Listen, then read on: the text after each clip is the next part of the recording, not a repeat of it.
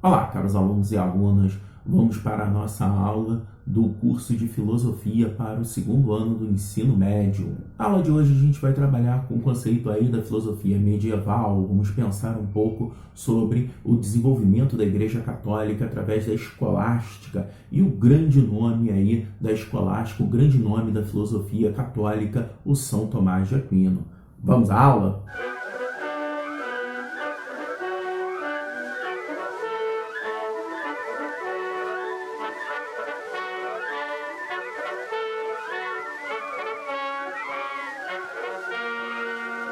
Começamos aí trabalhando com o conceito aí de que a Igreja Católica ela vai começar a se desenvolver a partir do Império Carolíngio. Ele vai começar a colocar várias escolas ligadas à Igreja Católica. Vale destacar que é com o Império Carolíngio que começa a ideia de que o Papa deveria coroar o rei, mostrando assim que o Papa estaria acima do próprio rei, coisa que vai se desenvolver pela Europa ao longo do tempo e colocar a Igreja Católica como a principal império europeu da Idade Média, beleza? Então, o mapa aí a gente consegue visualizar mais ou menos o Império Carolíngio. Ele estava na região onde é a França e grande parte aí da Europa Central. E ao lado do mapa a gente consegue observar as escolas criadas pelo Império Carolíngio, escolas essas dominadas pela Igreja Católica.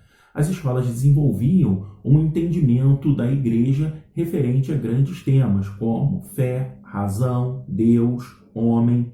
Essa unidade da Igreja Católica faz com que haja também uma unidade do cristianismo muito importante, que a interpretação da Bíblia, ou pelo menos a tradução da Bíblia, ela fique mais ou menos presa, mais ou menos estanque dentro da fé católica. Ou seja, você não abre espaço. Com uma igreja centralizada, você não abre espaço para, por exemplo, ter várias interpretações sobre a fé cristã. Então, nesse primeiro momento, é de extrema importância para se manter a ideia da fé cristã com a Igreja Católica.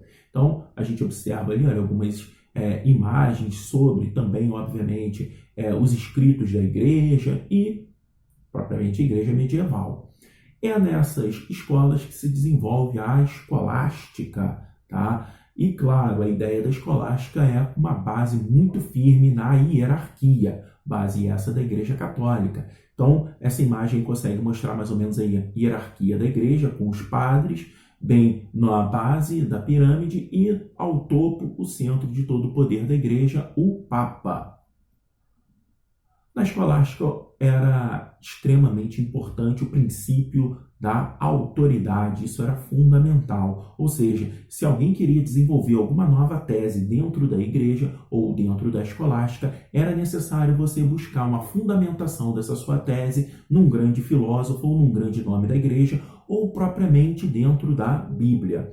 Obviamente isso gera alguns problemas, como por exemplo você deixar um pensamento extremamente hermético, ou seja, extremamente fechado ali dentro das concepções da Igreja Católica. Mas era uma filosofia eminentemente católica, a escolástica.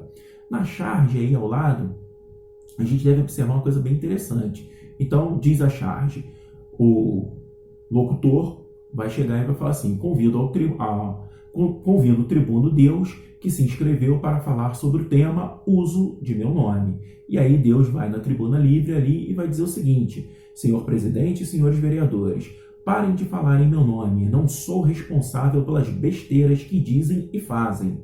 Além disso, não sou cabo eleitoral de vocês. Ou seja, aquela ideia de você ficar falando em nome de Deus, coisa típica da escolástica.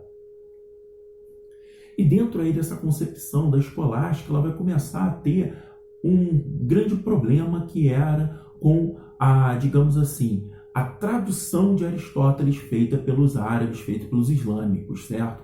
Os islâmicos que vinham ganhando muita força dentro da Europa, vinham se expandindo muito dentro da Europa medieval, e essas interpretações feitas por parte dos islâmicos deixava, de certa forma, a igreja um tanto quanto em maus lençóis, digamos assim. Então você tem ali, olha, a imagem mostrando os árabes e a importância dos árabes na difusão do conhecimento.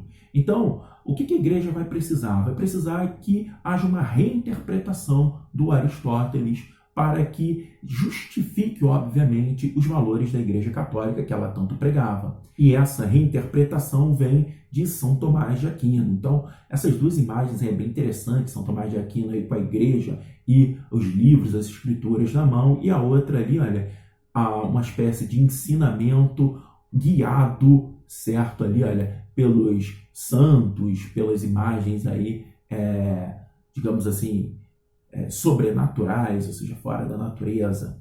Bom, São Tomás de Aquino vai ser um dos grandes nomes aí da filosofia, da escolástica, um dos grandes nomes da Igreja Católica. Ele vai traduzir a obra de Aristóteles direto do grego, do original, para o latim, obviamente, língua da Igreja, e vai desenvolver uma interpretação cristã para o Aristóteles. E essa interpretação é muito interessante, porque a base da tese dele vai ser: para entender o homem, para entender o mundo, devemos primeiro entender a Deus.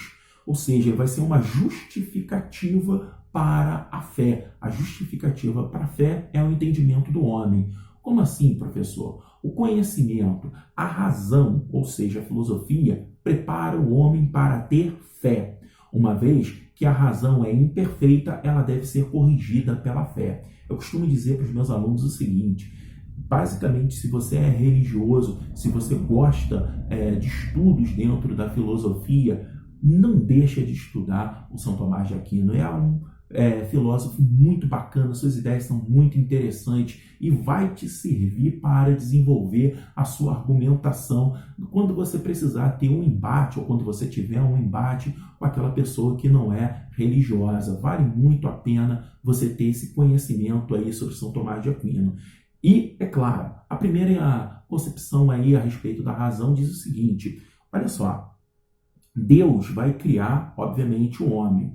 E o homem é um ser imperfeito. Por que o homem é um ser imperfeito? Porque o único ser perfeito é Deus. A única exemplo de perfeição é Deus. O homem é imperfeito. Logo, a razão é do homem. O pensamento é do homem. Logo, a razão ela é imperfeita também. Ora, se a razão ela é imperfeita, a razão ela precisa, digamos assim, ser corrigida, ser melhorada, para que se aproxime da perfeição. E o que faz a razão ser corrigida, melhorada, é a fé. Ou seja, a fé melhora a razão e te aproxima da perfeição. Nesse sentido, a fé te aproxima a Deus, aproxima a perfeição que é Deus. A imagem ali mostra o sujeito orando e essa oração ela vai corrigindo, limpando, apagando as arestas da razão para se chegar à verdadeira fé e à proximidade com Deus. Tudo que existe, diz o São Tomás de Aquino, é uma relação de causa e consequência. Para cada causa haverá uma causa anterior. Assim até chegar a Deus. Vamos perceber o seguinte: para tudo que existe, existe uma causa e uma consequência. Se você for pensando, a consequência da minha existência é uma causa. Qual é a causa? Os meus pais. Qual é a causa dos meus pais? Os meus avós e por aí vai. Então, nesse sentido, se você for buscando a causa primordial, você vai ver que o homem, nesse sentido aí religioso, foi criado por Deus. Ora, e quem criou Deus? Qual é a causa primeira? A causa primeira é o próprio Deus, porque Deus é a causa em si. Deus, que é eterno, ele vai ser, digamos assim, um ser que não foi criado por ninguém e ele é a causa em si. A partir da causa em si, vem todas as outras consequências, inclusive você que está aí pensando e refletindo sobre essa aula. Então, a imagem ali, olha, que Deus seria a causa em si, tem a mão ali, que representa a mão de Deus, dando sequência numa relação de causa e consequência com os dominós caindo, tá? Nesse exemplo aí, bem bacana. Bom, agora acabou, obrigado por assistirem a minha aula. Se você não está inscrito aí, eu espero que se inscreva no curso. E, claro, eu vou tentar trazer o material da melhor forma possível para vocês. Obrigado e até a próxima semana. Valeu!